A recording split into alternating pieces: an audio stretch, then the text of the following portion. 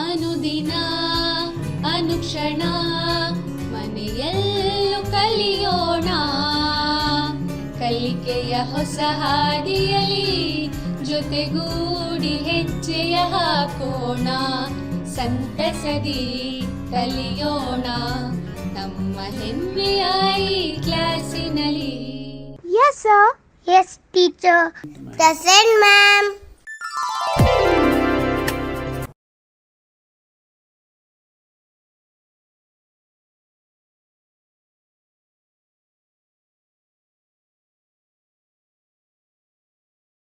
ನನ್ನ ಪ್ರೀತಿಯ ಎಲ್ಲ 10ನೇ ತರಗತಿಯ ವಿದ್ಯಾರ್ಥಿಗಳಿಗೆ ಆದರ ಸ್ವಾಗತ ಇವತ್ತಿನ ವಿಜ್ಞಾನ ಪಾಠಕ್ಕೆ. ಮಕ್ಕಳೇ, ಈ ಹಿಂದೆ 2 ಭಾಗಗಳು ಕಲ್ತಿದ್ದೀವಿ. ಈಗ 3ನೇ ಭಾಗಕ್ಕೆ ಬರ್ತಾಯಿದ್ದೀವಿ. ಅದು ಆಮ್ಲಗಳು, ಪ್ರತ್ಯಾಮ್ಲಗಳು ಮತ್ತು ಲವಣಗಳು. ಇವತ್ತಿನ ಪಾಠ ನಾನು ಪ್ರಾರಂಭ ಮಾಡ್ತಿರೋದು ಪುಟ ಸಂಖ್ಯೆ 33ರಿಂದ 37ರವರೆಗೂ ಇರುತ್ತೆ. ಇದು 3ನೇ ಭಾಗ. ಈ ಒಂದು ಪಾಠದಲ್ಲಿ ಕಲಿಕಾಂಶಗಳನ್ನು ಸ್ವಲ್ಪ ನೆನಪಿಸ್ಕೊಳ್ಳೋಣ. ಒಂದನೇದಾಗಿ ಆಮ್ಲ ಮತ್ತು ಪ್ರತ್ಯಾಮ್ಲಗಳ ಗುಣಲಕ್ಷಣಗಳ ಬಗ್ಗೆ ನಾವು ಕಲ್ತ್ಕೊಂಡಿದ್ವಿ. ಮತ್ತು ಎಲ್ಲ ಆಮ್ಲ ಮತ್ತು ಪ್ರತ್ಯಾಮ್ಲಗಳಲ್ಲಿ ಸಾಮಾನ್ಯವಾಗಿ ಇರುವುದೇನು ಎಂಬುದ ವಿಷಯವನ್ನು ಕೂಡ ನಾವು ತಿಳ್ಕೊಂಡ್ವಿ. ಇಲ್ಲಿ ಆಮ್ಲ ಅಥವಾ ಪ್ರತ್ಯಾಮ್ಲದ ದ್ರಾವಣಗಳು ಎಷ್ಟು ಪ್ರಬಲವಾಗಿವೆ ಅನ್ನೋದು 3ನೇ ಭಾಗ. 4ನೇ ಭಾಗದಲ್ಲಿ ದೈನಂದಿನ ಜೀವನದಲ್ಲಿ pHನ ಮಹತ್ವ ಮತ್ತು ಲವಣಗಳು, ಈ ಒಂದು ವಿಷಯವನ್ನು ನಾವು ಮುಂದಕ್ಕೆ ಕಲ್ತ್ಕೋತೀವಿ ಮಕ್ಕಳೇ. 2ನೇ ಅವಧಿಯಲ್ಲಿ ಏನು ಕಲ್ತಿದ್ವಿ ಸಂಕ್ಷಿಪ್ತವಾಗಿ ಅದನ್ನು ತಿಳ್ಕೊಂಡ್ಬಿಟ್ಟು ಮುಂದಕ್ಕೆ ಹೋಗೋಣ ಮಕ್ಕಳೇ. 2ನೇ ಅವಧಿಯಲ್ಲಿ ಎಲ್ಲ ಆಮ್ಲ ಮತ್ತು ಪ್ರತ್ಯಾಮ್ಲಗಳಲ್ಲಿ ಸಾಮಾನ್ಯವಾಗಿ ಇರುವುದೇನು ಅಂತ ನಾವು ಕಲ್ತ್ಕೊಂಡಿದ್ವಿ. ಏನಿದೆ ಸಾಮಾನ್ಯವಾಗಿ ಸ್ಮರಿಸ್ಕೊಳ್ಳಿ. ಎಲ್ಲ ಆಮ್ಲ ಮತ್ತು ಪ್ರತ್ಯಾಮ್ಲಗಳಲ್ಲಿ ಏನಿದೆ? ಎಲ್ಲ ಆಮ್ಲ ಮತ್ತು ಪ್ರತ್ಯಾಮ್ಲಗಳಲ್ಲಿ ಸಾಮಾನ್ಯವಾಗಿರುವುದು ಹೈಡ್ರೋಜನ್. ಇದಕ್ಕೊಂದು ಪ್ರಯೋಗವನ್ನು ಕೂಡ ನಾವು ಮಾಡಿದ್ದೀವಲ್ಲ, ಏನದು?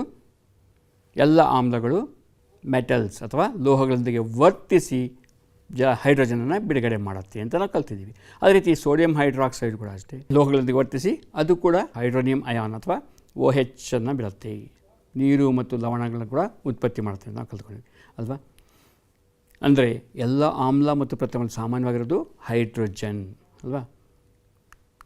ಇದನ್ನ ಬಗ್ಗೆ ತಿಳ್ಕೊಂಡಿದ್ದೀವಿ. ನೀರಿನಲ್ಲಿ ಆಮ್ಲ ಮತ್ತು ಪ್ರತ್ಯಾಮ್ಲಗಳಿಗೆ ದ್ರಾವಣದಲ್ಲಿ ಏನಾಗುತ್ತೆ ಅಂದರೆ ಆಮ್ಲ ಮತ್ತು ಪ್ರತ್ಯಾಮ್ಲಗಳನ್ನ ನೀರಿಗೆ ಸೇರಿಸಿದಾಗ ಏನಾಗುತ್ತೆ ಎಂದು ಈ ಹಿಂದೆ ನಾವು ಕಲ್ತಿದ್ದೇನು, ಹೈಡ್ರೋಜನ್ ಅಯಾನುಗಳು ಬಿಡುಗಡೆ ಆಗುತ್ತೆ ಅಂತ ಗೊತ್ತಿದೆ. ಅದಕ್ಕೆ ಪರೀಕ್ಷೆ ಕೂಡ ನಾವು ಮಾಡಿದ್ವಲ್ಲ. ಅಂದರೆ ಪ್ರನಾಳದ ಬಾಯಿ ಹತ್ತಿರ ನಾವು ಬೆಂಕಿ ಕಡ್ಡಿನಂತ ಉರಿತಿರೋಂಥ ಬೆಂಕಿ ಕಡ್ಡಿ ಅಂತ ಅಂದಾಗ ಪಾಪ್ ಸೌಂಡ್ ಬರುತ್ತೆ. ಅದೇನು ಹೈಡ್ರೋಜನ್ ಬಿಡುಗಡೆಯಾಗಿದೆ ಅಂತ ಗೊತ್ತಾಗುತ್ತೆ ಅಂತ ನಾವು ಗೊತ್ತಿದೆ ಅಲ್ವಾ. ಎಲ್ಲ ಆಮ್ಲ ಮತ್ತು ಪ್ರತ್ಯಾಮ್ಲ ಸಾಮಾನ್ಯವಾಗಿ ಇದೆ. ಅದೇ ರೀತಿ ನೀರಿನಲ್ಲಿ ಆಮ್ಲ ಮತ್ತು ಪ್ರತ್ಯಾಮ್ಲಗಳಿಗೆ ಏನಾಗುತ್ತೆ ಅಂತ ತಿಳ್ಕೊಳ್ಳೋಣ. ಇದನ್ನು ಕೂಡ ಒಂದು ಪ್ರಯೋಗದ ಮುಖಾಂತರ ತಿಳ್ಕೊಂಡಿದ್ವಿ ಅಲ್ವಾ. ಉಪ್ಪನ್ನು ತೊಗೊಂಡ್ವಿ, ಕಲ್ಲುಪ್ಪಿನಲ್ಲಿ ಏನು ಮಾಡಿದ್ವಿ, ಒಂದು ಒಂದು ವಿದ್ಯುತ್ತನ್ನು ಹಾಯಿಸೋಕ್ಕೆ ನಾವು ಪ್ರಯತ್ನ ಪಟ್ವಿ. ಅದು ಮೊದಲು ಇರಲಿಲ್ಲ, ಆದರೆ ನೀರನ್ನು ಹಾಕ್ತಾಗಂತೂ ಅದರ ಪ್ರಖರತೆ ಜಾಸ್ತಿ ಆಗ್ತಾ ಬಂತು. ಯಾಕಾಯಿತು? ಅದರ ಪ್ರಖರತೆ ಯಾಕೆ ಜಾಸ್ತಿ ಆಯಿತು? ಅಲ್ಲಿ ಅಯಾನುಗಳ ಉತ್ಪತ್ತಿ ಆಯಿತು. ಹೈಡ್ರೋಜನ್ ಮತ್ತು ಸೋಡಿಯಂ ಕ್ಲೋರೈಡು ವಿಭಜನೆ ಆಗಿಬಿಟ್ಟು ಸೋಡಿಯಂ ಮತ್ತು ಕ್ಲೋರಿನ್ ಆಯಿತು. ಹೈಡ್ರೋಜನಲ್ಲಿ H+ ಮತ್ತು OH- ಅಯಾನುಗಳಾಗಿ ವಿಭಜನೆ ಹೊಂದಿದ್ದಾಗ ಏನಾಯಿತು, ಅದು ವಿದ್ಯುತ್ ಪ್ರವಾಹಕ್ಕೆ ಅನುವು ಮಾಡಿಕೊಟ್ಟಿತು. ಇದನ್ನು ಪ್ರಯೋಗದ ಮುಖಾಂತರ ಕೂಡ ನಾವು ನೋಡಿದ್ದೀವಿ. ಅದೇ ರೀತಿ ಆಮ್ಲ ಮತ್ತು ಪ್ರತ್ಯಾಮ್ಲಗಳಲ್ಲಿ ಏನಾಗಿದೆ ಅಂತ ನೋಡೋಕ್ಕೆ ಹಲವು ಪ್ರಯೋಗಗಳನ್ನು ಕೂಡ ಮಾಡಿ ನೋಡಿದ್ವಿ ಅಲ್ವಾ. ಯಾವುದ್ಯಾವುದು ನೋಡಿದ್ವಿ? ಸೋಡಿಯಂ ಕ್ಲೋರೈಡ್ ನೋಡಿದ್ವಿ, ಅಂದರೆ ಉಪ್ಪಿನ ದ್ರಾವಣ ನೋಡಿದ್ವಿ. ಹೈಡ್ರೋಕ್ಲೋರಿಕ್ ಆ್ಯಸಿಡ್ ನೋಡಿದ್ವಿ, ಸಲ್ಫ್ಯೂರಿಕ್ ಆ್ಯಸಿಡ್ ನೋಡಿದ್ವಿ, ಮತ್ತು ಅಸಿಟಿಕ್ ಆಮ್ಲವನ್ನು ಸಹ ನೋಡಿದ್ವಿ ಅಲ್ವಾ. ಇದರಲ್ಲೆಲ್ಲ ಏನಾಯಿತು, ವಿದ್ಯುತ್ ಪ್ರವಾಹ ಆಗ್ತದೆ. ಆದರೆ ಗ್ಲೂಕೋಸ್ ನೀರಿನಲ್ಲಿ ಮತ್ತು ಆಲ್ಕೋಹಾಲಲ್ಲಿ ಇದು ಸಾಧ್ಯ ಆಗಲಿಲ್ಲ. ಯಾಕೆ? ಅದರಲ್ಲಿ ಹೈಡ್ರೋಜನ್ ಇದೆ, ಆದರೂ ಸಹ ಅದು ವಿದ್ಯುತ್ ಪ್ರವಾಹನ ಉಂಟು ಮಾಡಲಿಲ್ಲ. ಯಾಕೆ? ಅಲ್ಲಿ ವಿಭಜನೆ ಆಗಿಲ್ಲ, ಅಯಾನುಗಳ ಉತ್ಪತ್ತಿ ಆಗಿಲ್ಲ. ಅದರಿಂದನೇ ಅದು ವಿದ್ಯುತ್ತನ್ನು ತನ್ನ ಮೂಲಕ ಹರಿಯಲಿಕ್ಕೆ ಬಿಡಲಿಲ್ಲ, ಹರಿಯಲು ಸಹಾಯ ಮಾಡಿಲ್ಲ. ಅಂದರೆ ವಿದ್ಯುತ್ ಹರಿಬೇಕಂದ್ರೆ ಅಯಾನುಗಳಿರಬೇಕು, ಅಯಾನುಗಳ ಮುಖಾಂತರನೇ ಅದು ನಡೆಯುತ್ತೆ. ಇದನ್ನು ನಾವು ತಿಳ್ಕೊಂಡ್ವಿ. ಇವತ್ತಿನ ದಿವಸ 3ನೇ ಅವಧಿ ಅಂದರೆ 3ನೇ ಪಾಠದಲ್ಲಿ ಇವತ್ತಿನ ದಿವಸದ್ದು ಪುಟ ಸಂಖ್ಯೆ 33ರಿಂದ 37ರವರೆಗಿನ ಪಾಠವನ್ನು ನಾನು ಆಯ್ಕೆ ಮಾಡಿದ್ದೀನಿ. ಇಲ್ಲಿ ಆಮ್ಲ ಅಥವಾ ಪ್ರತ್ಯಾಮ್ಲದ ದ್ರಾವಣಗಳು ಎಷ್ಟು ಪ್ರಬಲವಾಗಿವೆ ಅಂತ ಹಿಂದಿನ ತರಗತಿಯಲ್ಲಿ ಕೂಡ ಸ್ವಲ್ಪ ಮಟ್ಟಿಗೆ ಇದನ್ನು ತಿಳ್ಕೊಂಡ್ವಿ ಅಲ್ವಾ. ಆಮ್ಲ ಮತ್ತು ಪ್ರತ್ಯಾಮ್ಲ ದ್ರಾವಣಗಳು ಎಷ್ಟು ಪ್ರಭಾವ. ಇದನ್ನು ಪರೀಕ್ಷೆ ಮಾಡೋಕ್ಕೆ ಏನು ಮಾಡಿದ್ವಿ, ಯೂನಿವರ್ಸಲ್ ಇಂಡಿಕೇಟರ್ ಅಂದರೆ ಇಲ್ಲಿ ಬೇರೆ ಬೇರೆ ಸೂಚಕಗಳನ್ನು ಸೇರಿಸಿ ಮಾಡಿರುವಂಥ ಒಂದು ಪೇಪರ್ನ ಅಥವಾ ಲಿಟ್ಮಸ್ ಕಾಗದ ಇದ್ದಂಗೆ ಇಲ್ಲಿ ಏನಾಗುತ್ತೆ pH ಕಾಗದವನ್ನು ಬಳಸ್ಕೊಂಡ್ವಿ. ಅದು ಪ್ರಬಲತೆಗೆ ಕಾರಣ ಏನಂತ ಕೂಡ ನಿಮ್ಗೆ ಗೊತ್ತಾಗಿದೆ ಅಲ್ವಾ. ಏನು ಪ್ರಬಲತೆಗೆ ಕಾರಣ? ಎಸ್, ಹೈಡ್ರೋಜನ್ ಅಯಾನುಗಳ ಸಂಖ್ಯೆ ಹೆಚ್ಚಾದಂತೆ, ಅದರ ಪರಿಮಾಣ ಜಾಸ್ತಿ ಆದಂತೆ ಏನಾಗುತ್ತೆ, ಆಮ್ಲದ ಗುಣ ಜಾಸ್ತಿ ಆಗ್ತಾ ಇರುತ್ತೆ. ಅದೇ OH ಅಯಾನುಗಳ ಸಂಖ್ಯೆ ಜಾಸ್ತಿ ಆಗ್ತಾ ಏನಾಗುತ್ತೆ, ಅಲ್ಲಿ ಪ್ರತ್ಯಾಮ್ಲೀಯ ಗುಣ ಹೆಚ್ಚಾಗ್ತಾ ಹೋಗುತ್ತೆ. ಸೊ ಇಲ್ಲಿ ಏನಾಗುತ್ತೆ, ಎಷ್ಟು ಹೈಡ್ರೋಜನ್ ಅಯಾನುಗಳಿದೆ ಅಥವಾ ಎಷ್ಟು ಹೈಡ್ರೋನಿಯಂ ಅಯಾನುಗಳಿದೆ, ಇದರ ಒಂದು ಆಧಾರದ ಮೇಲೆ ದ್ರಾವಣಗಳ ಪ್ರಬಲ ಎಷ್ಟಿದೆ ಅಂತ ನಮಗೆ ಗೊತ್ತಾಗುತ್ತೆ ಮಕ್ಕಳೇ. ಮತ್ತು ಈಗ ಇವತ್ತಿನ ಪಾಠದಲ್ಲಿ ದೈನಂದಿನ ಜೀವನದಲ್ಲಿ pHನ ಮಹತ್ವ ಮತ್ತು ಲವಣಗಳ ಬಗ್ಗೆ ತಿಳ್ಕೊಳ್ಳೋಣ. ದೈನಂದಿನ ಜೀವನದಲ್ಲಿ pH ಬೇಕಾ ಅಲ್ವಾ? ಬೆಳಗ್ಗೆ ಎದ್ದ ತಕ್ಷಣ ನಾವು ಮುಖ ತೊಳ್ಕೊಳ್ಳೋಕ್ಕೆ ಸೋಪನ್ನು ಉಪಯೋಗಿಸ್ತೀವಿ, ಅದೇ ರೀತಿ ಹಲ್ಲುಜ್ಜಕ್ಕೆ ಪೇಸ್ಟನ್ನು ಉಪಯೋಗಿಸ್ತೀವಿ ಅಲ್ವಾ. ಈ ರೀತಿ ಅನೇಕ ಕಾರ್ಯಗಳಿಗೆ ನಾವು ಬಳಸ್ತಾ ಇದ್ವಿ ಅಲ್ವಾ. ಅದೇ ರೀತಿ ಇದರ pH ಅಂದರೆ ಏನು ಅಂತ ನಿಮ್ಗೆ ಗೊತ್ತಿದೆ. ಅಂದರೆ ಹೈಡ್ರೋಜನ್ ಅಯಾನುಗಳ ಪರಿಮಾಣ ಎಷ್ಟಿದೆ ಅಂತ ಅದನ್ನು pH ಅಂತ ಕರಿತೀವಿ. ಇಲ್ಲಿ ಸೋಡಿಯಂ ಹೈಡ್ರಾಕ್ಸೈಡನ್ನ ಯಾವ ರೀತಿ ತಯಾರಿಸ್ತೀವಿ ಮತ್ತು ಅದರ ಉಪಯೋಗಗಳನ್ನು ಈ ಇಂದಿನ ಪಾಠದಲ್ಲಿ ನಾವು ಕಲ್ತ್ಕೊತೀವಿ ಮಕ್ಕಳೇ. ಇಲ್ಲಿ ನೋಡಿ, ದೈನಂದಿನ ಜೀವನದಲ್ಲಿ pHನ ಮಹತ್ವ ಏನು ಅಂತ.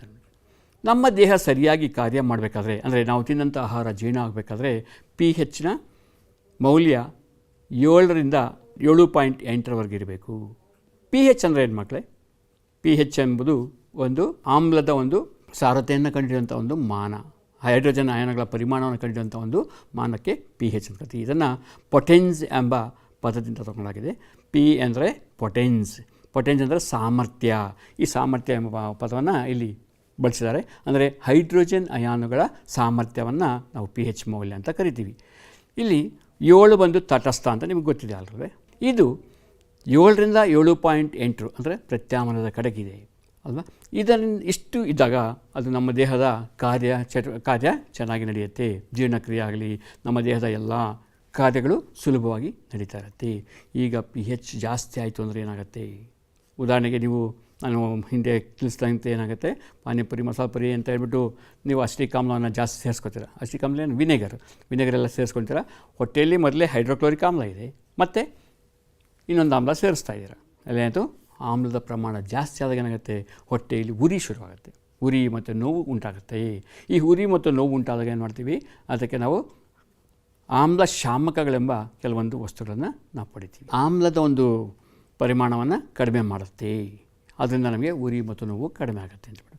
ಮತ್ತು ಆಮ್ಲದ ಮಳೆ ನಿಮಗೆ ಗೊತ್ತಿದೆ ಅಲ್ವ. ಆಮ್ಲ ಮಳೆಗಳು ಯಾವ ರೀತಿ ಆಗುತ್ತೆ, ಕಾರ್ಖಾನೆಗಳಿಂದ ಬಿಡುವಂಥ ಹೊಗೆ, ಈ ಹೊಗೆ ಏನಾಗುತ್ತೆ, ವಾತಾವರಣದಲ್ಲಿರುವಂಥ ನೀರಿನೊಂದಿಗೆ ಸೇರುತ್ತೆ. ಅಲ್ಲಿ ಏನಾಗುತ್ತೆ, ನೈಟ್ರಸ್ ಆಕ್ಸೈಡ್, ನೈಟ್ರಿಕ್ ಆಕ್ಸೈಡ್ ಮತ್ತು ಸಲ್ಫರ್ ಡೈಆಕ್ಸೈಡ್, ಈ ಥರ ಹಲವು ಆಮ್ಲವನ್ನು ಉಂಟು ಮಾಡ್ತಾ ಅನಿಲಗಳು ಉತ್ಪತ್ತಿ ಆಗುತ್ತೆ. ಇವು ನೀರಿನಲ್ಲಿ ಕರಗಿದಾಗ ಏನಾಗುತ್ತೆ, ಆಮ್ಲ ಉಂಟಾಗುತ್ತೆ. ಆಮ್ಲ ಮಳೆ ರೂಪದಲ್ಲಿ ಬಂದಾಗ ಏನಾಗುತ್ತೆ, ಭೂಮಿಯ pH ಮೌಲ್ಯ ಜಾಸ್ತಿ ಆಗುತ್ತೆ. ಅಂದರೆ ಮಳೆ ನೀರಿನ pH 5.5ಕ್ಕಿಂತ ಕಡಿಮೆ ಇದ್ದರೆ ಅದನ್ನು ಆಮ್ಲ ಮಳೆ ಅಂತ ನಾವು ಕರಿತೀವಿ. ಎಷ್ಟು? 5.5, ಅದಕ್ಕಿಂತ ಕಡಿಮೆ ಇದ್ದಾಗ ಅದು ಆಮ್ಲ ಮಳೆ ಅಂತ ಕರಿತೀವಿ. ಈ ಆಮ್ಲ ಮಳೆಯಿಂದ ಏನಾಗುತ್ತೆ, ತುಂಬ ಅವಘಡಗಳುಂಟಾಗುತ್ತೆ. ಈ ಆಮ್ಲ ಮಳೆ ಮಾನ್ಯುಮೆಂಟ್ಸ್ ಅಥವಾ ತಾಜ್ ಮಹಲ್ ಅಂತಹ ಮಾನ್ಯುಮೆಂಟ್ ಇದೆಯಲ್ಲ, ಅಂತಹ ಒಂದು ಸ್ಥಾವರಗಳಿಗೆ ಇದು ತೊಂದರೆದಾಯಕವಾಗಿದೆ. ಅದೇ ರೀತಿ ಕಲ್ಲು ಬಂಡೆಗಳು, ಕಲ್ಲಿಂದ ಮಾಡಿದಂಥ ವಿಗ್ರಹಗಳು ಇವೆಲ್ಲ ನಾಶ ಆಗ್ತಾ ಇರುತ್ತೆ. ಮತ್ತು ಭೂಮಿಯ ಸಾರತೆಯನ್ನು ಜಾಸ್ತಿ ಮಾಡಿಬಿಡುತ್ತೆ, ಅಂದರೆ ಆಮ್ಲೀಯತೆಯನ್ನು ಜಾಸ್ತಿ ಮಾಡುತ್ತೆ. ಈ ಜಾಸ್ತಿ ಆದಾಗ ಏನಾಗುತ್ತೆ, ಗಿಡ ಮರಗಳು ಬೆಳೆಯಲು ಕಷ್ಟ ಆಗುತ್ತೆ. ಮತ್ತು ನೀರಿನಲ್ಲಿ ಸೇರಿಕೊಂಡಾಗ ಆ ನೀರಿನ pH ಕಡಿಮೆ ಆಗಿ ಇನ್ನೂ ಕಡಿಮೆ ಆಗಿಬಿಡುತ್ತೆ ಅಲ್ವಾ. ನೀರಿನ pH ಮತ್ತೆ ಕಡಿಮೆ ಆಗಿಬಿಟ್ಟು ಏನಾಗುತ್ತೆ, ಅಲ್ಲಿರುವಂತಹ ಜಲಚರಗಳು ಸಾವನ್ನಪ್ಪತ್ತೆ, ಜಲಚರಗಳೆಲ್ಲ ಸತ್ತೋಗುತ್ತೆ. ಸೊ ಇದು ತುಂಬ ಕಷ್ಟ.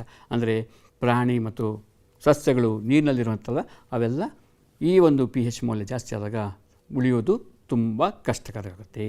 ಈಗ ಸಸ್ಯಗಳು ಆರೋಗ್ಯಕರವಾಗಿ ಬೆಳಿಬೇಕಾದ್ರೆ ಒಂದು ನಿರ್ದಿಷ್ಟವಾದಂತಹ pH ಮೌಲ್ಯ ಅಗತ್ಯವಿದೆ. ನೋಡಿ, ಇಲ್ಲಿರುವಂಥ ಸಸ್ಯಗಳು ಎಷ್ಟು ಚೆನ್ನಾಗಿದೆ. ಇಲ್ಲಿ pH ಮೌಲ್ಯವನ್ನು ಮೊದಲೇ ಪರೀಕ್ಷೆ ಮಾಡಿ ಅದಕ್ಕೆ ಸೂಕ್ತವಾದಂತಹ ಬೆಳೆಯನ್ನು ಬೆಳೀತಾ ಇದ್ದಾರೆ. ಅದರಿಂದ ಇಲ್ಲಿ ಗಿಡಗಳು ತುಂಬ ಚೆನ್ನಾಗಿ ಬೆಳೀತಾ ಇದೆ. ಈ ಒಂದು pH ಮೌಲ್ಯನ ಕಂಡಕ್ಕೆ ನಾವು ಇಂತಹ ಒಂದು ಉಪಕರಣವನ್ನು ಬಳಸ್ತೀವಿ. ಅದೇನು pH ಇಂಡಿಕೇಟರ್ ಅಥವಾ pH ಟೆಸ್ಟ್ ಮಾಡೋಕ್ಕೆ ಇದನ್ನು ಬಳಸ್ವಿ. ಇದೆಲ್ಲ pH ಕಾಗದವನ್ನು ಕೂಡ ಬಳಸಿ ನಾವು ಮಾಡ್ಬೋದು. pH ಕಾಗದವನ್ನು ಬಳಸಿದಾಗ ನಿಮಗೆ ಬಣ್ಣಗಳು ಗೊತ್ತಾಗ್ತದೆಯಲ್ಲ, ಅಲ್ಲಿ ನೋಡಿ pH 7.5 ಇದ್ದಾಗ ಏನಾಯಿತು, ಆಲ್ಕಲೈನ್ ಅಂದ್ರೇನು, ಪ್ರತ್ಯಾಮ್ಲೀಯತೆ ಹೆಚ್ಚಾಗಿದೆ.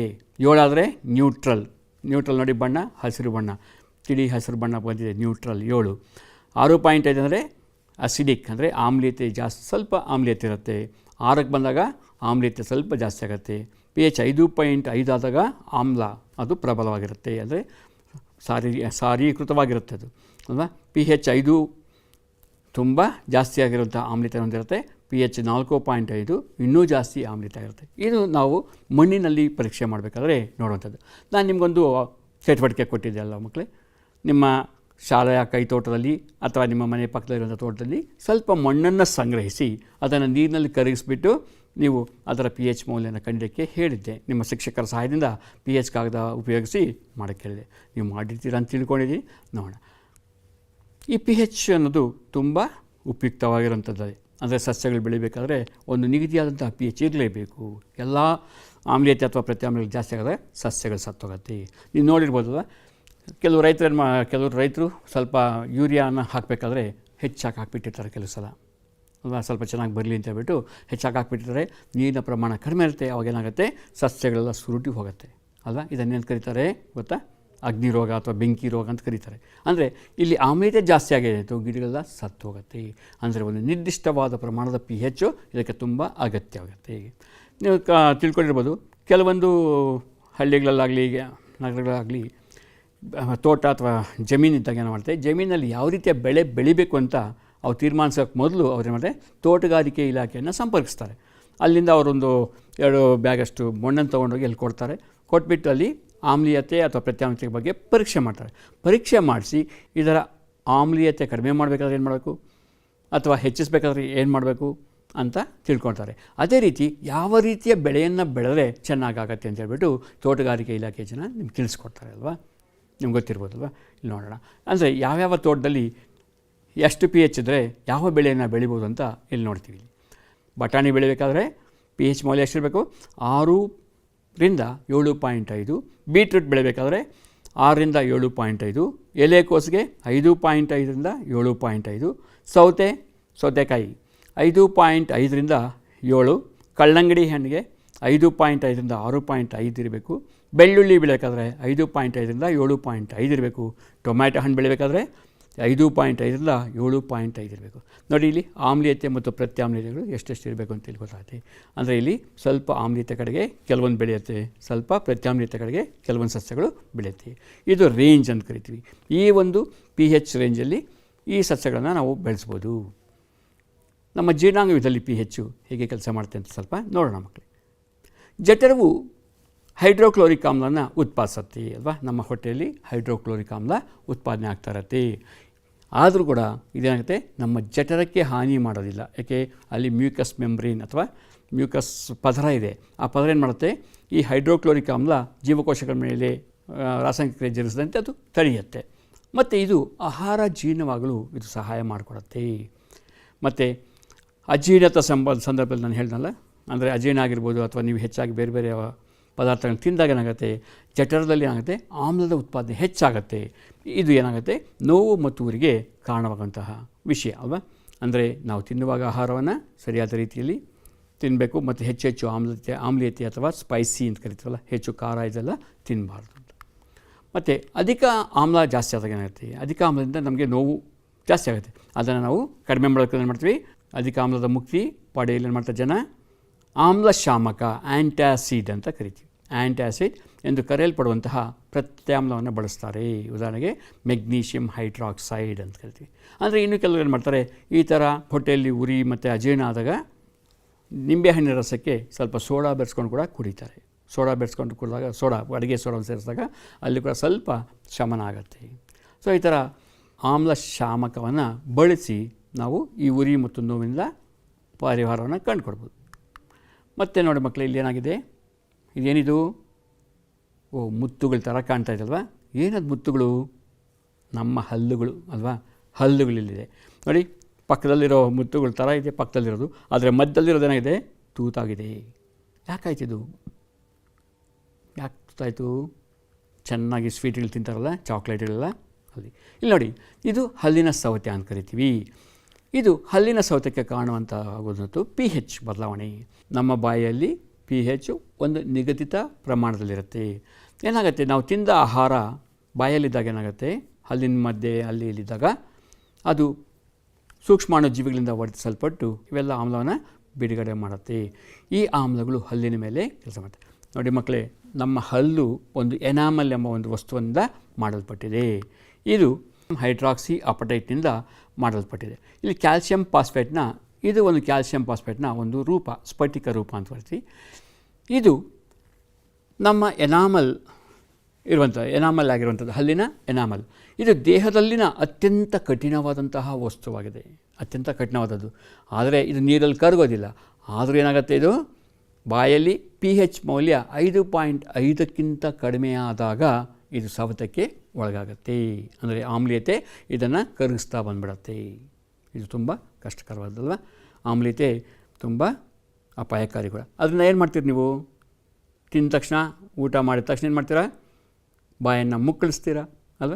ಅದೇ ರೀತಿ ಕೆಲವರು ಏನು ಮಾಡ್ತಾರೆ, ಟೂತ್ ಪೇಸ್ಟನ್ನು ಹಾಕಿಬಿಟ್ಟು ಬ್ರಷ್ನಲ್ಲಿ ಉಜ್ತಾರೆ ಅಲ್ವಾ. ಅಂದರೆ ಕನಿಷ್ಠ ದಿನಕ್ಕೆ 1 ರಿಂದ 2 ಬಾರಿ, ಬೆಳಗ್ಗೆ, ಮಧ್ಯಾಹ್ನ ಅಥವಾ ರಾತ್ರಿ ಮಲಗೋಕ್ಕಿಂತ ಮುಂಚೆ ಇದನ್ನು ತೊಳ್ಕೊಂಡು ಹಲ್ಲನ್ನು ಉಜ್ಜಿ ಮಲ್ಕೊಂಡಾಗ ಅದು ಕಡಿಮೆ ಆಗುತ್ತೆ. ಅಂದರೆ ಈ ಆಮ್ಲೀಯತೆಯನ್ನು ಕಡಿಮೆ ಮಾಡೋಕ್ಕೆ ಏನು ಮಾಡ್ತೀವಿ? ಟೂತ್ ಪೇಸ್ಟನ್ನು ಬಳಸ್ತೀವಿ. ಆ ಟೂತ್ ಪೇಸ್ಟಲ್ಲಿ ಏನಿದೆ? ಒಂದು ಪ್ರತ್ಯಾಮ್ಲ ಇದೆ. ಒಂದು ಸಾಮಾನ್ಯವಾಗಿ ಪ್ರತ್ಯಾಮ್ಲವನ್ನು ಬಳಸಿರುವಂತಹ ಟೂತ್ ಪೇಸ್ಟ್ಗಳಿದೆ. ಇದನ್ನು ಬಳಸಿ ಹೆಚ್ಚುವರಿ ಆಮ್ಲವನ್ನು ತಟಸ್ಥಗೊಳಿಸ್ಬೋದು ಮತ್ತು ಹಲ್ಲಿನ ಸವೆತವನ್ನು ತಡೆಗಟ್ಬೋದು. ಇಲ್ಲೇನಾಗುತ್ತೆ, ನಮ್ಮ ಬಾಯಲ್ಲಿ ಉತ್ಪತ್ತಿಯಾಗಿರುವಂತಹ ಆಮ್ಲವನ್ನು ಏನು ಮಾಡ್ತೀವಿ? ಟೂತ್ ಪೇಸ್ಟ್ ಹಾಕಿ ನಾವು ಉಜ್ಜಿದಾಗ ಏನಾಗುತ್ತೆ, ಅದು ಕಡಿಮೆ ಆಗುತ್ತೆ. ಆಮ್ಲವನ್ನು ತಟಸ್ಥೀಕರಣಗೊಳಿಸ್ಬಿಡುತ್ತೆ. ತಟಸ್ಥೀಕರಣಗೊಳಿಸಿದಾಗ ಅದು ಯಾವುದೇ ರೀತಿಯ ಪರಿಣಾಮವನ್ನು ಬೀರೋದಿಲ್ಲ. ಆದ್ದರಿಂದ ಹಲ್ಲಿನ ಸವೆತ ನಾವು ಕಡಿಮೆ ಮಾಡ್ಬೋದು. ಈ ಟೂತ್ ಪೇಸ್ಟ್ ನೀವೆಲ್ಲ ಬೇರೆ ಬೇರೆ ಟೂತ್ ಪೇಸ್ಟ್ ಎಲ್ಲ ಬಳಸಲ್ಲ, ಅದರಲ್ಲೆಲ್ಲ ಇರೋದು ಪ್ರತ್ಯಾಮ್ಲವಾಗಿರೋದು. ಅಂದರೆ ಕ್ಯಾಲ್ಸಿಯಂ ಆಕ್ಸೈಡ್ ಇರುತ್ತೆ, ಅವೆಲ್ಲ ಪ್ರತ್ಯಾಮ್ಲಗಳಾಗುತ್ತೆ. ಇದು ಸಾಮಾನ್ಯವಾಗಿ ಹಾನಿ ಮಾಡದೇ ಇರುವಂಥದ್ದು. ಸೌಮ್ಯವಾದಂತಹ ಪ್ರತ್ಯಾಮ್ಲಗಳನ್ನ ಬಳಸೋದ್ರಿಂದ ಏನಾಗುತ್ತೆ, ನಮ್ಮ ಹಲ್ಲಿಗೆ ತೊಂದರೆ ಆಗೋದಿಲ್ಲ, ಬಾಯಿ ಶುದ್ಧವಾಗುತ್ತೆ. ಯಾವುದೆಲ್ಲ ಮೈಕ್ರೋಸ್ ಅಥವಾ ಸೂಕ್ಷ್ಮಾಣು ಜೀವಿಗಳಿಂದ ಅದು ಮುಕ್ತಿ ಮಾಡುತ್ತೆ. ಅಲ್ಲಿ ಆಮ್ಲ ಉತ್ಪತ್ತಿ ಆದಾಗ ಆಮ್ಲವನ್ನು ಸಹ ನಿರ್ಬಲಗೊಳಿಸುತ್ತೆ. ಮತ್ತು ನೀವು ನೋಡಿರ್ಬೋದು, ರಾಸಾಯನಿಕ ಯುದ್ಧ ತಂತ್ರದ ಮೂಲಕ ಸಸ್ಯ ಮತ್ತು ಪ್ರಾಣಿಗಳಲ್ಲಿ ಸ್ವರಕ್ಷಣೆ ಉಂಟಾಗುತ್ತೆ. ಸ್ವರಕ್ಷಣೆ ಇನ್ನು ಗೊತ್ತಿದೆಯಲ್ಲ ಮಕ್ಕಳೇ, ಕೆಲವೊಂದು ಪ್ರಾಣಿ ಸಸ್ಯಗಳೇನು ಮಾಡುತ್ತೆ, ಒಂದು ರೀತಿಯಂಥ ವಾಸನೆಯನ್ನು ಉಂಟು ಮಾಡುತ್ತೆ. ಕೆಲವೊಂದು ಏನು ಮಾಡುತ್ತೆ, ಅದರ ಒಂದು ಎಲೆಗಳ ಮೇಲಿರುವಂಥ ಕೂದಲಿನಂಥ ಅಂಶಗಳು ನಮಗೆ ಚುಚ್ಕೊಂಡಾಗ ಏನಾಗುತ್ತೆ, ಅದು ಉರಿಯುತ್ತೆ. ಅದೇ ರೀತಿ ನೋಡಿ, ಜೇನುನೊಣ ಕಡಿದಾಗ ಒಂದು ಆಮ್ಲ ಬಿಡುಗಡೆ ಆಗುತ್ತಲ್ಲ, ಯಾವುದು? ಮೆಥನೋಯಿಕ್ ಆಮ್ಲ ಅಂತ ಗೊತ್ತಾಗಿದೆ ಅಲ್ವಾ. ಅದೇ ರೀತಿ ಸಸ್ಯಗಳು ಕೂಡ ಕೆಲವೊಂದು ರಾಸಾಯನಿಕವನ್ನು ಉತ್ಪತ್ತಿ ಮಾಡುತ್ತೆ. ಈ ರಾಸಾಯನಿಕಗಳೇನಾಗುತ್ತೆ, ನಮ್ಮ ದೇಹಕ್ಕೆ ಸೇರಿದಾಗ ನೋವು ಮತ್ತು ಉರಿಗೆ ಕಾರಣವಾಗುತ್ತೆ. ಇದರ ಉದಾಹರಣೆಗೆ ಒಂದು ಸಸ್ಯ ನೋಡೋಣ. ಆ ಸಸ್ಯ ಯಾವುದು? ತುರಿಕೆ ಗಿಡ ಅಂತ ನೀವು ನೋಡಿದೆ, ಅದನ್ನು ತೋರಿಸ್ತೀನಿ. ಇಲ್ಲಿ ಜೇನನ್ನು ಕರೆದಾಗ ಏನು ಮಾಡಿದ್ದೀವಿ, ಅಡುಗೆ ಸೋಡದಂತಹ ಒಂದು ಸೌಮ್ಯವಾದಂಥ ಪ್ರತ್ಯಾಮ್ಲವನ್ನು ಲೇಪಿಸೋದ್ರಿಂದ ಏನಾಗುತ್ತೆ, ನೋವು ಮತ್ತು ಉರಿಯಿಂದ ಉಪಶಮನ ಆಗುತ್ತೆ. ಊತ ಬಂದರೂ ಕೂಡ ಅದೆಲ್ಲ ಕಡಿಮೆ ಆಗುತ್ತೆ ಮಕ್ಕಳಿಗೆ. ಇದನ್ನು ಮೊದಲೇ ಸೇತುಬಂಧ ಕಾರ್ಯಕ್ರಮದಲ್ಲಿ ನೀವು ನೋಡಿದ್ದೀರಾ. ಮತ್ತು ಆಮ್ಲ ಪ್ರತ್ಯಾಮ್ಲಗಳ ಪಾಠ ಮೊದಲನೇ ಭಾಗದಲ್ಲಿ ನೀವು ಕಲ್ತ್ಕೊಂಡಿದ್ದೀರಾ. ಮತ್ತು ನೋಡಿ, ಇದು ತುರಿಕೆ ಗಿಡ. ನೋಡಿ, ಎಲೆ ಮೇಲೆ ಕೂದಲಿನಂತಹ ಅಂಶಗಳು ಕಾಣ್ತಾ ಇದೆಯಲ್ಲ, ಕೂದಲಿನಂಥ ಅಂಶಗಳೇನಾಗ್ತಾಯಿದೆ, ಆ ಕೂದಲಿನಂಥ ಅಂಶಗಳಿರೋದ್ರಿಂದ ಅವು ತುಂಬ ಚೂಪಾಗಿರುತ್ತೆ. ಅದು ನಮ್ಮ ದೇಹದ ಚರ್ಮಕ್ಕೆ ಚುಚ್ಚಿಕೊಂಡಾಗ ಏನಾಗುತ್ತೆ, ಅದರಲ್ಲಿರುವಂಥ ಮೆಥನೋಯಿಕ್ ಆಮ್ಲ ಅಥವಾ ಆಮ್ಲೀಯ ವಸ್ತು ನಮ್ಮ ದೇಹಕ್ಕೆ ಸೇರುತ್ತೆ. ಇವಾಗ ನೀವು ಎಲ್ಲೋ ಕಾಡಿಗೆ ಹೋಗ್ತಾ ಇದ್ದೀರಪ್ಪ, ಕಾಡಲ್ಲೋ ಅಥವಾ ಎಲ್ಲೋ ತೋಟದಲ್ಲಿ ನೀವು ಓಡಾಡ್ತಾ ಇದ್ದೀರಾ, ನಿಮಗಿಂತ ಒಂದು ಗಿಡದಿಂದ ಏನಾಗಿದೆ, ಕೈಗೋ ಕಾಲ್ಗೋ ತಗಲಿ ಏನಾಗಿದೆ, ಉರಿಯೂತ ಉಂಟಾಗತ್ತೆ. ಅವಾಗ ಏನು ಮಾಡ್ತೀರಾ ನೋಡೋಣ. ಈ ಚುಚ್ಚು ಕೂದಲು ಮೆಥನೋಯಿಕ್ ಆಮ್ಲವನ್ನು ಚುಚ್ಚಿಬಿಡುತ್ತೆ. ಇದರಿಂದ ಉರಿತ ಮತ್ತು ನೋವಿಗೆ ಕಾಣುತ್ತೆ. ಆವಾಗ ಅದನ್ನು ಶಮನ ಮಾಡೋಕ್ಕೆ ಈ ಥರ ಸಸ್ಯವನ್ನು ಬಳಸ್ತೀವಿ. ಈ ಥರ ಸಸ್ಯ ಯಾವುದು? ಪುಳ್ಳಂಪುರ್ಚಿ ಅಂತ ನೀವು ಸಾಮಾನ್ಯವಾಗಿ ನೋಡಿರ್ತೀರ ಅಲ್ವಾ. ಇದನ್ನು ಡಾಗ್ ಪ್ಲ್ಯಾಂಟ್ ಅಂತ ಕರೀತಾರೆ, DOCK, ಡಾಗ್ ಪ್ಲ್ಯಾಂಟ್ ಅಂತ ಕರಿತೀವಿ.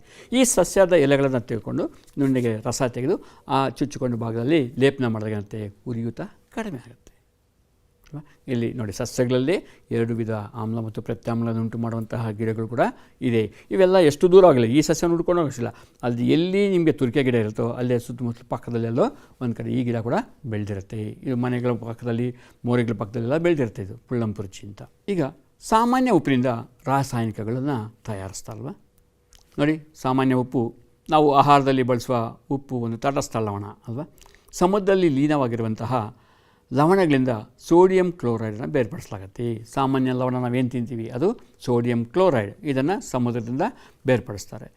ಮಕ್ಕಳೇ, ಹಿಂದಿನ ಕಾಲದಲ್ಲಿ ನಮಗೆ ಭೂಮಿ ಮೇಲೆ ಕೂಡ ಲವಣ ಸಿಗ್ತಾಯಿತ್ತು, ಲವಣಗಳು ಸಿಗ್ತಾಯಿತ್ತು ಭೂಮಿ ಮೇಲೆ ಕೂಡ. ಹೇಗೆ ಅಂದರೆ, ಮೊದಲು ಆದಿ ಕಲ್ಪದಲ್ಲಿ ಏನಾಗಿತ್ತು, ಅಲ್ಲಿ ಸಮುದ್ರವೆಲ್ಲ ಒಣಗಿ ಹೋಗ್ತಾಯಿತ್ತಲ್ವ, ಹಿಂಗಿ ಹೋಗಿಬಿಟ್ಟು ಅಲ್ಲಿ ಉಪ್ಪಿನ ಒಂದು ಪದರಗಳು ಏರ್ಪಟ್ಟಿದೆ. ಆ ಪದರಗಳಿಂದ ಏನು ಮಾಡ್ತೀವಿ, ಉಪ್ಪನ್ನು ತಗೋತೀವಿ. ಅದನ್ನು ಕಲ್ಲುಪ್ಪು ಅಂತ ಕರಿತೀವಿ. ಸೇಂದ್ರಿಯ ಲವಣ ಅಂತ ಅದನ್ನು ಕೇಳಿರ್ಬೋದಲ್ವ, ಕಲ್ಲುಪ್ಪು. ಇದು ಹರಳು ತುಂಬ ದೊಡ್ಡದಾಗಿದ್ದು ಅಲ್ಲಿ ಕಲ್ಮಶಗಳು ಜಾಸ್ತಿ ಇರೋದೇನಾಗುತ್ತೆ, ಅದು ನೋಡೋಕ್ಕೆ ಕೆಂಪು ಬಣ್ಣ ಅಥವಾ ಕಂದು ಬಣ್ಣದಲ್ಲಿ ಕಾಣುತ್ತೆ ಅಷ್ಟೇ. ಅದನ್ನು ಶುದ್ಧೀಕರಿಸಿ ನಾವು ಉಪ್ಪು, ಮಾಮೂಲಿ ಸೋಡಿಯಂ ಕ್ಲೋರೈಡ್ ಆಗಿ ಬಳಸ್ಬೋದು. ಸಾಮಾನ್ಯವಾಗಿ ಈಗ ನಾವು ಮಾಡ್ತಾಯಿದ್ದೇನು, ಸಮುದ್ರದ ನೀರಿನಿಂದ ನಾವು ಉಪ್ಪನ್ನು ತಯಾರು ಮಾಡ್ತಾಯಿದ್ದೀವಿ. ಇಲ್ಲಿ ನೋಡಿ, ಉಪ್ಪು ತಯಾರು ಮಾಡಿರ್ತಕ್ಕಂಥ ಜಾಗವನ್ನು ನಿಮಗೆ ತೋರಿಸ್ತಾ ಇದ್ದೀನಿ. ಇಲ್ಲಿ ನೋಡಿ, ಸಮುದ್ರ ಪಕ್ಕದಲ್ಲಿದೆ. ಆ ಸಮುದ್ರದಿಂದ ನೀರನ್ನೇನಂತೆ ಒಂದು ದೊಡ್ಡ ಬಯಲಿಗೆ ಏನು ಮಾಡ್ತಾರೆ, ನೀರನ್ನು ಬಿಡ್ತಾರೆ. ಇದು ಬಿಸಿಲಿಗೆ ಒಣಗಕ್ಕೆ ಬಿಡ್ತಾರೆ. ಇವಾಗ ನಮ್ಮ ದೇಶದಲ್ಲೂ ಕೂಡ ಇದೆ, ಸಾಂಬಾರ್ ಎಂಬ ಒಂದು ಊರಿದೆ. ಆ ಊರಿನಲ್ಲಿ ಈ ರೀತಿಯ ಉಪ್ಪು ಸಿಗತ್ತೆ. ಅದೇ ರೀತಿ ರಾಜಸ್ಥಾನ ಕೆಲವೊಂದು ಭಾಗಗಳಲ್ಲಿ ನಮಗೆ ಉಪ್ಪು ಸಿಗತ್ತೆ. ದೆಹಲಿಯ ಸುತ್ತಮುತ್ತಲು ಅಂದರೆ ನಾರ್ತ್ ಇಂಡಿಯಾದಲ್ಲಿ, ಅಂದರೆ ಉತ್ತರ ಭಾರತದಲ್ಲಿ ಕೆಲವು ಭಾಗಗಳಲ್ಲಿ ನಮಗೆ ಈ ಥರ ಉಪ್ಪಿನ ಒಂದು ಆಕಾರಗಳು ಇದೆ. ಅದು ನಾವು ಉಪ್ಪನ್ನೇನೋ ಗಣಿಗಾರಿಕೆ ಮಾಡಿ ತೆಗಿತೀವಿ. ಇಲ್ಲಿ ಸಮುದ್ರದಲ್ಲಿ ನೀರನ್ನು ಬಿಟ್ಟು ಒಣಗಿಸಿ ಅದನ್ನು ತೊಗೊಳ್ತಾ ಇದ್ವಿ. ಅಲ್ಲೇನು ಮಾಡ್ತೀವಿ, ಭೂಮಿಯನ್ನು ಅಗೆದು ಈ ಉಪ್ಪನ್ನು ಶೇಖರಣೆ ಮಾಡ್ತೀವಿ. ಇದು ನಡೀತಾ ದೇಶದ, ನಮ್ಮ ಪ್ರಪಂಚದ ಬೇರೆ ಬೇರೆ ಭಾಗಗಳಲ್ಲಿ ಈ ಥರ ಗಣಿಗಳು ಇದೆ. ಇಷ್ಟೇ ಅಲ್ಲ, ಸಾಮಾನ್ಯ ಉಪ್ಪು ಸೋಡಿಯಂ ಹೈಡ್ರಾಕ್ಸೈಡ್, ಅಡುಗೆ ಸೋಡಾ, ವಾಷಿಂಗ್ ಸೋಡಾ, ಚಲುವೆ ಪುಡಿಯಂತಹ ಅನೇಕ ದಿನಬಳಕೆಯ ವಸ್ತುಗಳಿಗೆ ಪ್ರಮುಖ ಕಚ್ಚಾ ವಸ್ತುವಾಗಿದೆ. ಕಚ್ಚಾ ವಸ್ತು ಅಂದರೆ ಗೊತ್ತಲ್ಲ, ಇದೇ ಒಂದು ಮೂಲವಾಗಿರುವಂಥ ಒಂದು ಘಟಕ. ಆ ಘಟಕವನ್ನು ಉಪಯೋಗಿಸ್ಕೊಂಡು ಬೇರೆ ಬೇರೆ ವಸ್ತುಗಳನ್ನು ತಯಾರು ಮಾಡ್ಬೋದು. ಉಪ ಉತ್ಪನ್ನಗಳೆಲ್ಲ ನಾವು ಪಡಿಬೋದು. ಕಚ್ಚಾ ವಸ್ತು ಆಗ್ತದೆ. ಕ್ಲೋರ್ ಆಲ್ಕಲಿ ಪ್ರಕ್ರಿಯೆ ಅಂದರೆ ಏನಪ್ಪ ಅಂತ ಈಗ ನೋಡೋಣ. ಇಲ್ಲಿ ಸೋಡಿಯಂ ಕ್ಲೋರೈಡ್ NaClನಿಂದ ಕ್ಲೋರಿನ್ ಬಿಡುಗಡೆ ಆಗುತ್ತೆ ಮತ್ತು ಇಲ್ಲಿ ಆಲ್ಕಲಿ ಸೋಡಿಯಮ್ಮು ಉಂಟಾಗುತ್ತೆ, ಅಂದರೆ ಸೋಡಿಯಂ ಕ್ಲೋರೈಡ್ ಉತ್ಪತ್ತಿ ಆಗುತ್ತೆ. ಇದನ್ನು ಆದ್ದರಿಂದ ಕ್ಲೋರ್ ಆಲ್ಕಲಿ ಪ್ರಕ್ರಿಯೆ ಅಂತ ಇದನ್ನು ಹೇಳ್ತಾರೆ. ನೋಡಿ, ಇದನ್ನು ತಯಾರಿಸುವಂಥ ಒಂದು ಚಿತ್ರ ಇಲ್ಲಿ ನಿಮ್ಮ ಪುಸ್ತಕದಲ್ಲಿ ಕೊಟ್ಟಿರುವಂಥದ್ದು ನಾನು ತೊಗೊಂಡಿದ್ದೀನಿ. ಇಲ್ಲಿ ನೋಡಿ, ಇಲ್ಲಿ ಒಂದು ದೊಡ್ಡದಾಗಿರುವಂತಹ ಒಂದು ಟ್ಯಾಂಕ್ ಅಥವಾ ಒಂದು ಸಂಗ್ರಾಹಕ ಇದೆ. ಅದರಲ್ಲಿ ಏನು ಮಾಡಿದ್ದಾರೆ, ಬ್ರೈನ್ ಸೊಲ್ಯೂಷನ್ ಅಂದರೆ NaCl ಅಂದರೆ ಸೋಡಿಯಂ ಕ್ಲೋರೈಡ್ ಉಪ್ಪಿನ ದ್ರಾವಣವನ್ನು ಹಾಕಿದ್ದಾರೆ. ಮತ್ತು ಅದರಲ್ಲಿ ಏನು ಮಾಡಿದ್ದಾರೆ, 2 ವಿದ್ಯುದಾಗ್ರಗಳನ್ನು ಕೊಟ್ಟಿದ್ದಾರೆ. ಒಂದು ಕ್ಯಾಥೋಡ್ ಮತ್ತು ಒಂದು ಆ್ಯನೋಡ್. ಆ್ಯನೋಡ್ ಅಂದರೆ ಧನ ವಿದ್ಯುದಾಗ್ರ, ಕ್ಯಾಥೋಡ್ ಅಂದರೆ ಋಣ ವಿದ್ಯುದಾಗ್ರ. ಇವುಗಳನ್ನು ಇಟ್ಟಿದ್ದಾರೆ. ಮತ್ತು ಇಲ್ಲಿ ಉಪ ಉತ್ಪನ್ನಗಳು ತೆಗೆದುಕೊಳ್ಳಲಿಕ್ಕೆ 3 ಜಾಗಗಳನ್ನು ಕೊಟ್ಟಿದ್ದಾರೆ. 3 ಭಾಗಗಳಿಂದ ಅದನ್ನು ಪಡಿಬೋದಾಗಿದೆ. ಇಲ್ಲಿ ಮತ್ತು ಬ್ರೈನ್ ಸೊಲ್ಯೂಷನ್ ಅಥವಾ ಉಪ್ಪಿನ ದ್ರಾವಣವನ್ನು ಸೇರ್ಸೋಕ್ಕೆ, ಒಳಗೆ ಹೋಗೋಕ್ಕೆ ಅದಕ್ಕೊಂದು ಜಾಗವನ್ನು ಕೊಟ್ಟಿದ್ದಾರೆ ಅಲ್ವಾ. ಇಲ್ಲಿ ನೋಡಿ, ಈ 3 ಭಾಗದಲ್ಲಿ ಪ್ರತ್ಯೇಕವಾಗಿರುವಂತಹ ಉಪ ಉತ್ಪನ್ನಗಳು ಬರ್ತಾಯಿದೆ. ಒಂದು ಕ್ಲೋರಿನ್ನಲ್ಲಿನ, ಎಲ್ಲಿ ಆ್ಯನೋಡ್ ಕಡೆ ಧನ ವಿದ್ಯುದಾಗ್ರದ ಕಡೆ ಕ್ಲೋರಿನ್ ಬಿಡುಗಡೆ ಆಗ್ತಾಯಿದೆ, ಋಣ ವಿದ್ಯುದಾಗ್ರದ ಕಡೆ ಹೈಡ್ರೋಜನ್ ಬಿಡುಗಡೆ ಆಗ್ತಾಯಿದೆ. ಮತ್ತು NaOH ಅಂದರೆ ಸೋಡಿಯಂ ಹೈಡ್ರಾಕ್ಸೈಡ್, ಅದೊಂದು ಉಪ ಉತ್ಪನ್ನ. ಅದೇನಾಗ್ತಾಯಿದೆ, ಅದು ಕೆಳಭಾಗದಲ್ಲಿದೆ. ಈ 3 ಉತ್ಪನ್ನಗಳು ಸಹ ತುಂಬ ಉಪಯುಕ್ತ. ಅದು ನೋಡೋಣ ಯಾವ ರೀತಿ ಅಂತ. ಇಲ್ಲಿ ಈ ಉತ್ಪನ್ನಗಳು ಆಗಬೇಕಾದ್ರೆ ಒಂದು ರಾಸಾಯನಿಕ ಕ್ರಿಯೆ ನಡೀಬೇಕಲ್ಲ, ಅದು ಏನಾಗ್ತಾಯಿದೆ ನೋಡಿ. 2 NaCl ಅಂದರೆ ಜಲೀಯವಾಗಿದ್ದಾಗ, 2 H2O ಜಲವಾಗಿದ್ದಾಗ ಏನಾಗುತ್ತೆ, 2 NaOH + Cl2 + H2 ಉತ್ಪತ್ತಿ ಆಗುತ್ತೆ. ಏನು, ಸೋಡಿಯಂ ಕ್ಲೋರೈಡು ನೀರಿನಲ್ಲಿ ಕರಗಿ ವಿದ್ಯುತ್ ಪ್ರವಾಹವನ್ನು ಉಂಟು ಮಾಡಿದಾಗ ಏನಾಗುತ್ತೆ, 2 NaOH ಸೋಡಿಯಂ ಹೈಡ್ರಾಕ್ಸೈಡ್ ಉತ್ಪತ್ತಿ ಆಗ್ತದೆ ಮತ್ತು ಕ್ಲೋರಿನ್ನಲ್ಲಿನ ಮತ್ತು ಹೈಡ್ರೋಜನ್ ಅನಿಲಗಳು ಉತ್ಪತ್ತಿ ಆಗ್ತಾಯಿದೆ. ಇಲ್ಲಿ ಈ ಬರುವಂಥ ಉತ್ಪನ್ನಗಳು ಎಲ್ಲೆಲ್ಲಿ ಬಿಡುಗಡೆ ಆಗುತ್ತೆ ಅಂತ ನೋಡೋಣ ಅಲ್ವಾ. ಆ್ಯನೋಡ್ ಅಂದರೆ ಧನ ವಿದ್ಯುದಾಗ್ರದ ಕಡೆ ಕ್ಲೋರಿನ್ ಅನಿಲ ಬಿಡುಗಡೆ ಆಗ್ತಾಯಿದೆ, Cl2 ಮೈನಸ್ ಅಲ್ವಾ. Cl ಕ್ಲೋರಿನ್ ಬಂದು ಮೈನಸ್ ಇರುತ್ತೆ, ಅದಕ್ಕೆ Cl2 ಅದು ಧನ ವಿದ್ಯುದಾಗ್ರದ ಕಡೆ ಬರುತ್ತೆ. ಅದನ್ನು ಆ್ಯನೋಡ್ ಅಂತ ಕರಿತೀವಿ. ಅದೇ ರೀತಿ ಹೈಡ್ರೋಜನ್ ಕ್ಯಾಥೋಡ್ ಅಥವಾ ಋಣ ವಿದ್ಯುದಾಗ್ರದ ಕಡೆ ಬರ್ತಾ ಇರುತ್ತೆ. ಇದು ಋಣ ಮೈನಸ್ ಸಿಂಬಲ್ ಇರುತ್ತೆ. ಇಲ್ಲಿ ಹೈಡ್ರೋಜನ್ ಅನಿಲ ಅದರ ಜೊತೆಗೆ ಏನಾಗ್ತದೆ NaOH ಏನಾಗುತ್ತೆ, ಇದು ಕೂಡ ಅಷ್ಟೇ ಋಣ ವಿದ್ಯುದಾಗ್ರದ ಕೆಳಭಾಗದಲ್ಲಿ NaOH ಉತ್ಪತ್ತಿ ಆಗ್ತಿರುತ್ತೆ. ಇದು 3 ಉತ್ಪನ್ನಗಳು ತುಂಬ ಉಪಯುಕ್ತವಾಗಿರುವಂತಹ ಉತ್ಪನ್ನಗಳಿದೆ. ಮೊದಲನೇದಾಗಿ ನೋಡಿ, ಇಲ್ಲಿ ಕ್ಲೋರಿನ್ ಬಂದಿದೆಯಲ್ಲ, ಈ ಕ್ಲೋರಿನ್ ಅನಿಲವನ್ನು ನೀರಿನ ಶುದ್ಧೀಕರಣ, ಈಜುಕೊಳಗಳಲ್ಲಿ ಇದನ್ನು ಬಳಸ್ತಾರೆ. ಮತ್ತು PVC ಪಾಲಿವಿನೈಲ್ ಕ್ಲೋರೈಡ್ ಅಂತಿಲ್ಲ, PVC ಪೈಪ್, ನೀರಿನ ಪೈಪ್ PVC ಅಂತೀವಿ. ಮತ್ತು ಸೋಂಕು ನಾಶಕಗಳ ತಯಾರಿಕೆಯಲ್ಲಿ ಬಳಸ್ತಾರೆ. CFC ಅಂದರೆ ಕ್ಲೋರೋಫ್ಲೂರೋಕಾರ್ಬನ್ಸ್ ಎಂಬ ಒಂದು ರಾಸಾಯನಿಕ ತಯಾರಿಸಲು ಇದನ್ನು ಬಳಸ್ತಾರೆ. ಮತ್ತು ಕೀಟನಾಶಕಗಳು ಮತ್ತು ಕೃತಕ ಬೆಣ್ಣೆ ತಯಾರಿಕೆಯಲ್ಲಿ ಕೂಡ ಈ ಕ್ಲೋರಿನ್ ಅನಿಲವನ್ನು ಬಳಸ್ತಾರೆ. ಅದೇ ರೀತಿ ಬಿಡುಗಡೆಯಾದಂತಹ ಹೈಡ್ರೋಜನ್ ಇದನ್ನು ಇಂಧನಗಳು ಮತ್ತು ರಸಗೊಬ್ಬರಗಳಿಗೆ ಅಮೋನಿಯಾ ತಯಾರಿಕೆಯಲ್ಲಿ ಸಹ ಇದನ್ನು ಬಳಸ್ತಾರೆ. ಇಂಧನಗಳು ಮತ್ತು ರಸಗೊಬ್ಬರಗಳಿಗೆ ತಯಾರಿಸ್ತಾರೆ ಮತ್ತು ಅಮೋನಿಯಾ ತಯಾರಿಕೆಯಲ್ಲಿ ಕೂಡ ಈ ಒಂದು ಹೈಡ್ರೋಜನನ್ನು ಬಳಸ್ತಾರೆ. ಮತ್ತು ಕೊನೆಯದಾಗಿ ಉತ್ಪತ್ತಿಯಾಗುವಂಥ ಮತ್ತು ಉತ್ಪನ್ನ ಸೋಡಿಯಂ ಹೈಡ್ರಾಕ್ಸೈಡ್ NaOH. ಇದು ಲೋಹಗಳ ಜಿಡ್ಡು ನಿವಾರಣೆಗೆ ಬಳಸ್ತಾರೆ. ಸಾಬೂನು ಮತ್ತು ಮಾರ್ಜಕ ಅಂದರೆ ಸ್ನಾನ ಮಾಡೋಕ್ಕೆ ಉಪಯೋಗಿಸಿದ ಸೋಪು, ಅದನ್ನು ಮಾರ್ಜಕ ಅಂತೀವಿ. ಸಾಬೂನು ಮತ್ತು ಮಾರ್ಜಕಗಳ ತಯಾರಿಕೆಯಲ್ಲಿ ಬಳಸ್ತಾರೆ. ಕಾಗದ ತಯಾರಿಕೆಯಲ್ಲಿ ಮತ್ತು ಕೃತಕ ನೂಲುಗಳನ್ನು ತಯಾರಿಸುವಾಗ ಇದನ್ನು ಬಳಸ್ತಾರೆ. ಇವೆಲ್ಲ ತುಂಬ ಉಪಯುಕ್ತವಾಗಿರುವಂತಹ ಉಪ ಉತ್ಪನ್ನಗಳಾಗಿವೆ. ಇವತ್ತಿನ ವಿಷಯಗಳನ್ನು ನಾವು ಸಂಕ್ಷಿಪ್ತವಾಗಿ ಏನು ಕಲ್ತಿದ್ದೀವಿ ಅದನ್ನು ನೋಡೋಣ.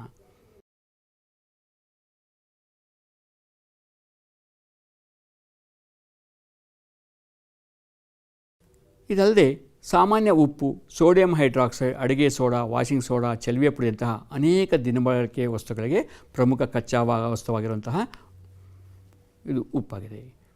ಇವಾಗ ನಾನು ಇಷ್ಟೊತ್ತು ಹೇಳಿರುವಂಥ ಪಾಠ ನಿಮಗೆ ಅರ್ಥ ಆಗಿರ್ಬೋದು ಅಂತ ಅಂದ್ಕೋತೀನಿ.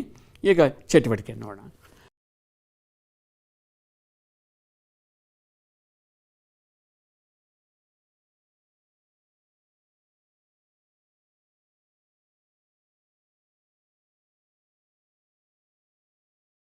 ಮತ್ತು ಇನ್ನೊಂದು ಚಟುವಟಿಕೆ ನೋಡೋಣ.